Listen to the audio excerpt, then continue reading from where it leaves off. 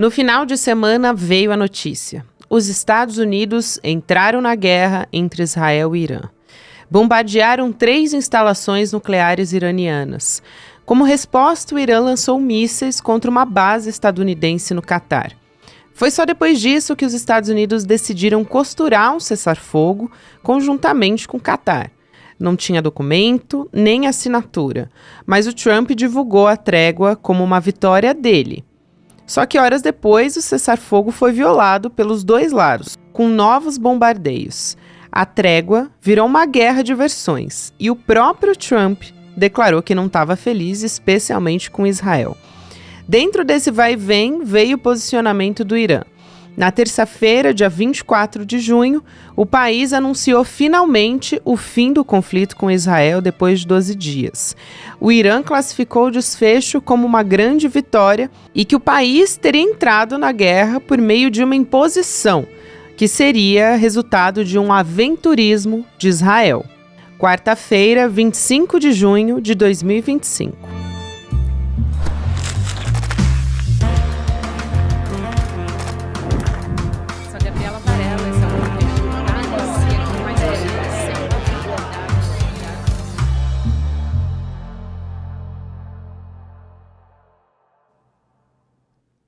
Olá, seja muito bem-vindo, seja muito bem-vinda. Eu sou a Gabriela Varela, esse é o VideoCast em Detalhes. E aqui você já sabe, sempre com um convidado ou uma convidada, de segunda a sexta-feira, a gente analisa uma temática, uma notícia importante do momento e tem muitos desdobramentos acontecendo. Eu vou receber aqui o professor Reginaldo Nasser, que é professor de Relações Internacionais da PUC de São Paulo. Professor, obrigada por aceitar nosso convite, seja muito bem-vindo pessoalmente dessa vez, uma alegria. Prazer, Gabriela, estar aqui com vocês e sempre colaborando aqui com o ICL.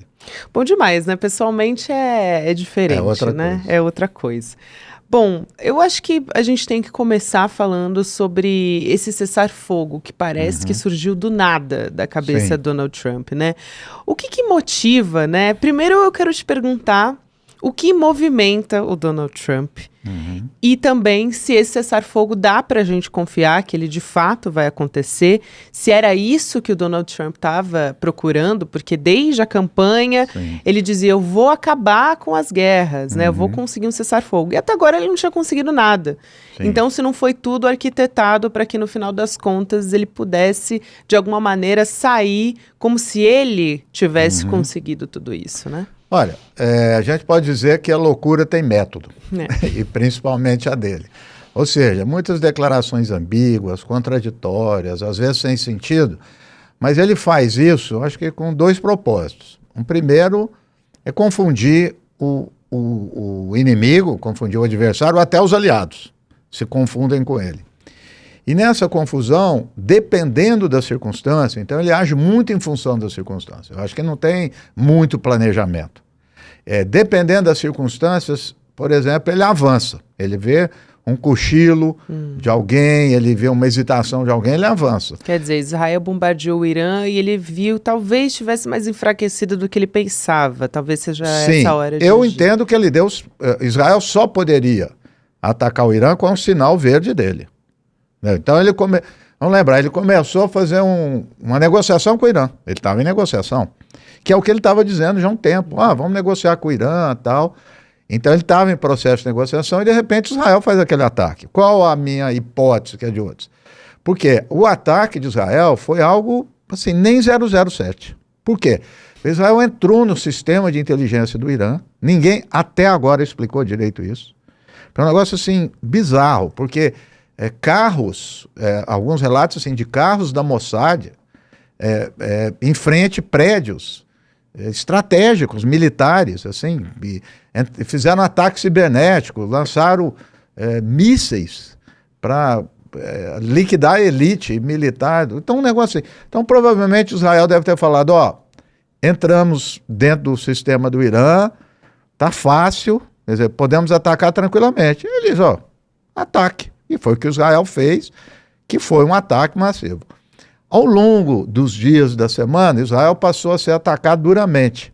É que, além disso, os vizinhos e principalmente as monarquias do Golfo, que eu acho que aí é o ponto central, em particular o Catar, começaram a ficar preocupados com a situação na região. não é porque são aliados de um ou de outro, eles são muito pragmáticos, né? Ali está o dinheiro do mundo, boa parte do dinheiro do mundo está ali. Nós vimos, inclusive, recentemente a viagem que o Trump fez lá, né? Recebeu um avião de 1 trilhão de presente, a família do Catar, do Sheik, tem negócios nos Estados Unidos, quer dizer, eles são muito poderosos. Então eu acredito que eles também disseram, está passando os limites, porque isso atrapalha ali a região. O risco de fechar o Estreito de Hormuz, que é uma coisa quase impossível e tudo. E o Catar entrou na história, eu acho que foi o complemento disso. O Trump também está com problemas na sua base. Nós estamos vendo, por exemplo, o Steve Bannon fazer críticas duríssimas ao apoio que os Estados Unidos está dando a Israel. Aquele também, o Tucker Carlson, tem batido muito, então tem uma ala também interna dos Estados Unidos, batido muito. A opinião pública nos Estados Unidos está contrária, na sua maioria. Então, ou seja, são vários fatores, mas eles foram se desenhando, como eu disse, ao longo das circunstâncias, né? E aí eu acho que ele viu uma chance de fazer isso, que é o que parece os relatos aí de alguns sites norte-americanos, que citaram fontes da Casa Branca, que a negociação começou com o Catar. E é muito louco, né? As pessoas ficam, como assim? O Catar foi atacado ontem. Então, realmente, o Oriente Médio tem essas peças. Mas aí, quando sai a notícia do Catar, o Irã avisou, foi esvaziado, o Irã conversou com o Catar, porque também o Irã para dar uma resposta. Os Estados Unidos atacam, eles não vão fazer nada, né? Mas foi dali que saiu. Ontem, o Catar com o Trump, e ele fez o cessar-fogo. A outra sua pergunta é, isso se mantém? Olha, eu digo sempre o seguinte, o cessar-fogo é difícil, mas não é tão difícil. Difícil é mantê-lo. Difícil, né? É confiar na palavra do Donald Trump também, né, professor? Mas aí, veja, é supervisão. Quem que vai supervisionar isso? Então, pode esperar. Ao longo aí de meses, anos, vai ser Israel manda uma bomba ali, o Irã manda outra aqui, tudo, e vai ficar isso como é o sul do Líbano. O sul do Líbano, há quantos anos está isso? Israel com a Hezbollah. Volta e meia tem. Mas, de toda forma, os ataques, vamos dizer, massivos, pesados, cessaram. Acho que isso é importante também nesse momento. Tem uma outra coisa que me chama muito a atenção nessa maneira do Donald Trump agir, porque é bem performático, né? Ele coloca tudo na rede social, ele faz ironia, ele diz obrigado, Irã, por avisar antes que você ia atacar, né? Isso tudo me chama muito a atenção. Assim. Mas como é que o senhor vê essa postura do Donald Trump? Porque a gente estava até conversando um pouquinho antes, né, professor, de começar a entrevista, de como parece que ele, apesar de ser uma característica bastante diferente, a gente está falando aqui de uma guerra, é muito sério, mas parece que ele está agindo da mesma maneira como quando a gente teve a guerra ali comercial, né, das taxações. Então ele falava, agora eu vou aumentar a China, e atacava a China, e depois recuando, dizendo, não, agora a gente entrou num acordo, estou muito feliz com o acordo.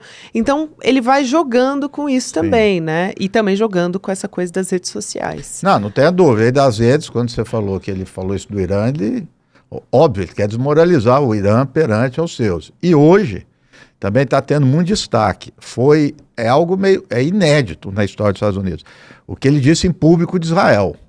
Que Israel rompeu o cessar-fogo, que ele não está gostando nada disso, que Israel jogou uma quantidade de bombas enorme depois do cessar-fogo. Verdade. Então, isso daí também tem chamado a atenção. E sobre isso também, Gabriela, é o seguinte, eu acho que, claro, tem todas essas características que você apontou, performática, característica da diplomacia dele, é verdade. Mas se você rastrear um pouco a história de alguns presidentes republicanos, aí tem uma certa tradição. É interessante isso. Eisenhower foi importante, Nixon, Ronald Reagan, em relação a Israel. Óbvio, nenhum presidente dos Estados Unidos chegou perto de qualquer tipo de rompimento com Israel, parar de ajudar Israel. Isso nunca. Mas esses presidentes foram os que mais tiveram momentos de um certo afastamento de Israel. São os republicanos e não os democratas, né? E isso está acontecendo agora. Quer dizer, o Trump está chamando a atenção do Netanyahu. O Trump, ao que tudo indica, hoje eu li o Haaretz, li o Jerusalém Post, que é muito pró-Netanyahu. Jerusalém Post muito comedido, você percebe que ninguém está gostando. Ou seja, Israel Netanyahu e principalmente a coalizão da extrema-direita não gostou do que o Trump fez. O Jerusalém Post chegou a dizer nisso que você está falando, nessa passagem, diz assim, o Trump antecipou o cessar-fogo, né? A gente estava discutindo, o que alguns dizem que na verdade ele fez o cessar-fogo, ligou para o Netanyahu e falou, vai ter o cessar-fogo, né? Alguns relatos aí também do Jerusalém Post, dizendo que a conversa foi tensa, que ele gritou com o Netanyahu. Então, ou seja, ele está tentando fazer valer uma autoridade assim, com Israel. Isso é fato. Nunca vai chegar uma tensão maior, mas isso é fato. E eu acho que é uma característica mais próxima dos republicanos do que dos democratas. Mas não vamos surpreender, estamos fazendo aqui a entrevista, daqui um pouco, uma semana, tem algum ataque dos Estados Unidos, ele autoriza alguma coisa, né? Porque realmente é difícil ter algum tipo de previsão, né? E isso acaba desarmando, eu estava dizendo, não só os inimigos, os aliados também. Claro. Que eles ficam, ninguém sabe muito bem para onde ele vai, né? Agora, os europeus estavam juntos, o chanceler alemão deu uma declaração, eu achei muito boa, porque ele foi honesto. Ele diz assim, Israel faz o trabalho sujo para nós, ao atacar o Irã. Foi deu um estardalhaço. Então, o Macron está tentando se ajustar, fez algumas críticas a Israel. Então, assim, é um método diferente aí que ele está apresentando e de uma grande potência, porque se fosse um método diferente de um outro país, né, nada mais, nada menos é que ele tem maior poder militar no globo. E aí isso faz os Estados Unidos, a gente sabe, assim, historicamente, essa postura de polícia do mundo, né? Sim. Eu ouvi algumas comparações dessa movimentação do Donald Trump entrando na guerra de fato. Eu queria saber a sua análise em relação a isso, né, professor?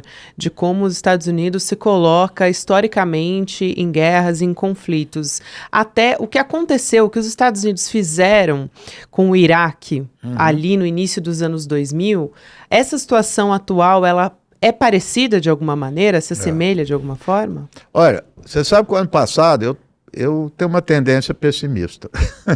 E no Oriente Médio, né, professor? Mas eu sou mais pessimista. Eu estava conversando com um colega de WhatsApp, até eu recuperei. Eu falei, olha, está pintando.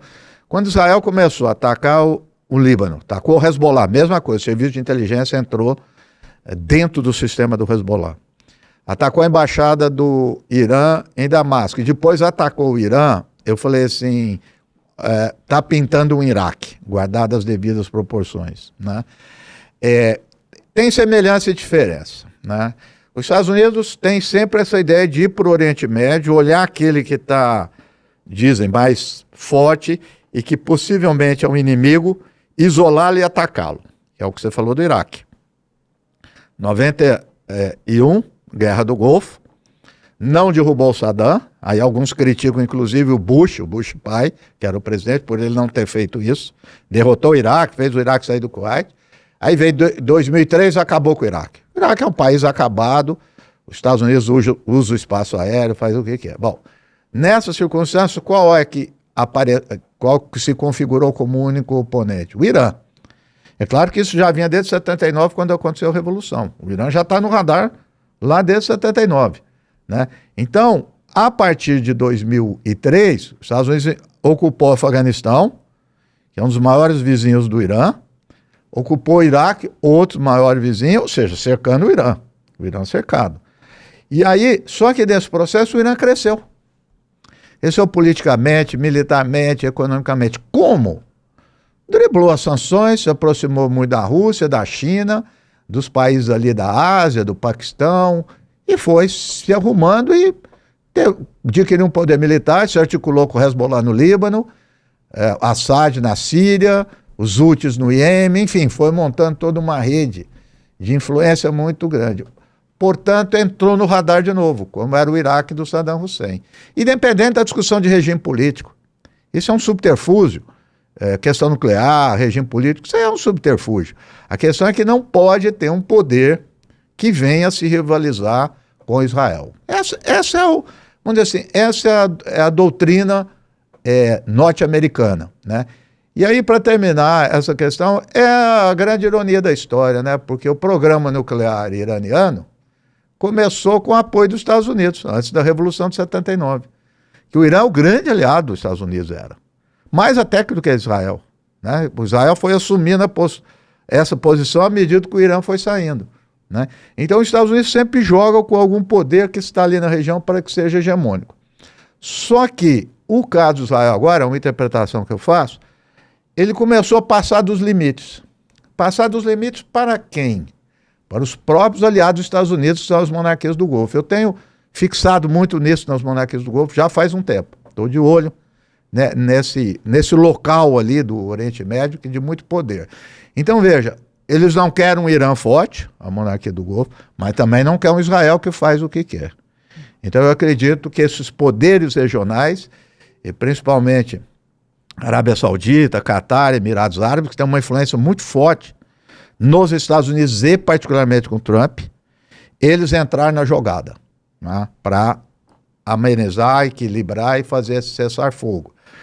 Mas a lógica é essa, precisa ter alguém ali que faça o trabalho para os Estados Unidos e para as potências ocidentais.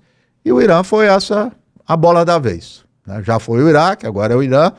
Vamos ver qual o próximo, se o Irã continua, porque o Irã também saiu bem enfraquecido militarmente dessa guerra.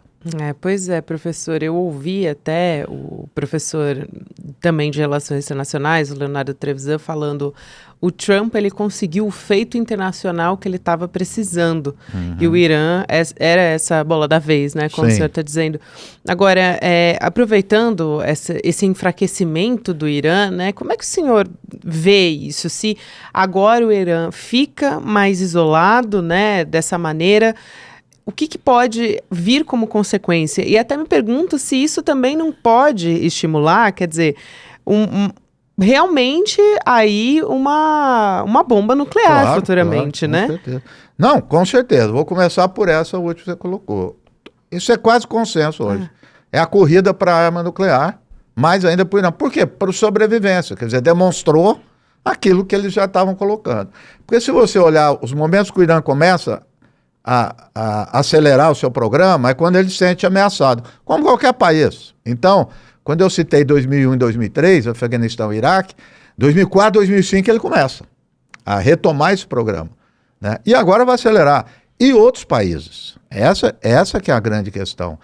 Veja, essa é uma discussão já antiga, mas ela está sendo reanimada. Qual discussão? Volta lá para a década de 60, 70, veio o Tratado de Não Proliferação Nuclear, que foi considerado o congelamento do poder mundial. É um texto famoso de um embaixador brasileiro, foi famoso porque ele diagnosticou isso, ele falou, na verdade está congelando. Ou seja, aqueles que têm vão continuar com poder, os que não têm não vão entrar no clube. Só que esse clube aumentou, Israel, Paquistão, Coreia. E veja a ironia, países que não estão no Tratado de Não Proliferação, o Irã está. Essa é a grande questão, o Irã poderia não estar no tratado. Né? Então, o Irã tem uma diplomacia muito cuidadosa. As pessoas ou se enganam ou querem ser enganadas para dizer que o Irã é agressivo. Muito cuidadoso, muito sábio no que eles fazem, muito pausado, quer dizer, muito cauteloso nessa. Então, eles agiram dessa forma.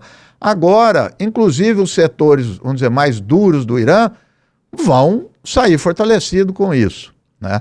Essa é uma coisa. Uma outra enrascada aí do Irã, quando você falou de isolar, inclusive é um lugar inesperado, que é com a Rússia e a China. Isso é uma coisa interessante, eu nos últimos dias comecei a pesquisar, a ver especialistas nisso. Por quê? É o maior fornecedor de petróleo da China, é um dos maiores parceiros da Rússia, ele exportou drones para a Rússia. E o que ele ganhou em troca? Quase nada. Né? Inclusive, há um tratado militar com a Rússia que previa que a Rússia, não é arma nuclear, mas com antimísseis, abastecesse. Eu fui me atualizar enquanto a isso hoje mesmo, e ali apareceu que a Rússia não veio nada em troca. Então, ou seja, não é que o Irã vai romper e tal, mas ele vai ser mais cuidadoso ainda com as parcerias. Então, você vai ver que nesse momento o Irã está numa outra dimensão, né? De pensar as suas estratégias internacionais com muito cuidado, porque ele passou por um perigo grande. Eu acho que ele saiu de um perigo muito grande, porque ele estava isolado. Antes de ontem, eu fiz um comentário nesse sentido. De fato, primeira coisa, a gente não sabe o que está em bastidor. E política internacional tem muito bastidor que é difícil de aprender. Mas o que a gente estava vendo era isso. Nenhum país apoiando o Irã. Nenhum. Os Estados Unidos usando o espaço, o Israel usando o espaço aéreo da Síria, da Jordânia e do Iraque. A Síria quieta, a Rússia quieta e a China quieta, só declarações. Mas nenhum país. Então o país está numa situação complicada, né? Atacando duramente Israel, mostrou a fragilidade de Israel, isso aí não tenha dúvida nenhuma, mas a defesa do Irã ainda é muito frágil. Muito frágil. Ele foi bastante castigado sem ter condições de ter uma defesa antiaérea, de mísseis, etc. Então, ele mostrou vulnerabilidade grande na sua defesa aérea, né? Então, veja, o Irã continua numa situação muito delicada, mas politicamente forte. Ou seja, uma unidade nacional. Eu acompanhei muitos exilados que são inimigos do regime do Irã, só que nessa situação, de que lado que eles ficaram? Do Irã. Por quê? Porque eles não querem ver o seu país destruído. Não quer ver mulher morta, crianças mortas, não quer ver destruído centros de produção de remédios, universidades que foram atacadas. Eles não querem, ninguém quer isso, né? Então, eles ficaram do lado do Irã, opositores do regime. Então, eles saem com uma força muito grande, politicamente, militarmente, mais enfraquecido. Essa visão é muito interessante sobre como fica o Irã na história. Eu confesso que quando houve aquele ataque no Catar, eu fiquei bastante impressionado. Falei, nossa, agora a gente está em outro patamar. Não, veja só, eu estou dando esse exemplo, que às vezes eu vou mostrar para a pessoa como é que, a gente que analisa, como é que eu reajo diante de um fato. Porque as pessoas, ninguém vai ter bola de cristal, eu saio pesquisando. A primeira reação que eu tive, sem entrar na notícia, falou assim, o setor duro do Irã tomou a conta, porque quando já se viu atacar uma base no Catar, uma loucura, isso não é da diplomacia do Irã. Aí fui pesquisar, não, peraí, não tinha ninguém. Aí já não, saiu todo mundo. Não, peraí, combinou com o Catar, foi, então o Irã de sempre. Então, e foi no mais confiável, porque muita gente falou, puxa, o Catar que é seu parceiro, mas é por isso que ele foi. Aí ficou muito claro, e na sequência, por mais paradoxal que seja, foi o Catar que tomou a atitude de fazer o cessar-fogo. Então eu acho que ele fez muito isso para o público interno. Lá, os Estados Unidos nos atacou. Politicamente é importante. Isso. Ele precisava dar uma resposta para os Estados Unidos. E deu essa. Lembra um pouco, em outra proporção, o que aconteceu com o assassinato do Soleimani. Os Estados Unidos fez o assassinato do general iraniano, e o Irã atacou umas bases militares dos Estados Unidos no Iraque que não tinha ninguém. Então, aí confirma, a diplomacia iraniana é muito cuidadosa. Ela não cai em armadilhas. Isso é fundamental. E aí me faz pensar, por outro lado, a diplomacia dos Estados Unidos, né, que também está em foco aqui. O Donald Trump, que está se comunicando dessa maneira que a gente falou, né, professor super performático e tal, ele também é o que diz, a gente poderia assassinar o Khamenei, mas a gente não vai. Não faz isso. Mas eu posso. Isso. A qualquer momento. Claro. Sim. Não, é isso. Ele vai dizer, eu posso fazer isso, mas não vai. Por quê? Porque eu sou da paz, né? Aliás, o Paquistão já está dizendo que vai indicá-lo ao Nobel da Paz. E é o que ele quer, no fim das contas, né, Claro, professor? Com certeza. Olha, a questão é o seguinte, tentando entrar um pouco nisso. Realmente não é um objetivo dele entrar em guerras. Agora, se entrar numa guerra não for custoso, ele entra. Como é que isso afeta as relações internacionais de maneira mais ampla dos Estados Unidos, né? O equilíbrio de poder, a confiança nos Estados Unidos como mediador, porque é difícil confiar num Donald Trump, né? Sim, não dá para confiar. Não dá. Eu falei, nem os aliados vão confiar, mas eu diria o seguinte, acho que um primeiro ponto, para mim, é a minha posição em relação a isso. A gente tem afirmado já há um tempo que o mundo está se tornando multipolar. Isso todo mundo repete e tal. Sim. E eu diria que é verdade em muitos aspectos. Muitos. Economia de uma maneira geral, comércio em particular, na área científica, tecnológica, comunicação, e tudo mais. Mas, no que diz respeito à guerra, o mundo continua unipolar. Em que sentido? China tem poder, a Rússia tem poder, mas de ir à frente. Você vê nesse caso do Oriente Médio. Já avaliamos a posição, eu tenho a minha, tudo, mas eu só estou constatando. Nós ficamos olhando para quem? Para os Estados Unidos. Se a guerra começa é porque os Estados Unidos autorizou. Se tem um cessar-fogo é porque os Estados Unidos autorizou. Ou seja, ele é a variável principal. Então, no que se refere a conflito armado, ou seja, no último recurso, quer dizer, que é a guerra, o mundo é unipolar ainda. Então, está dizendo, o Irã olha do seu lado, o Irã não tem uma Rússia e uma China como os Estados Unidos faz com Israel. Ninguém tem. Quer dizer, isso foi só na Guerra Fria. Guerra Fria tinha. Hoje não tem mais. Você tinha lá a União Soviética e ia as últimas consequências dos seus aliados, Estados Unidos de outro lado, aí tinha o equilíbrio e tudo.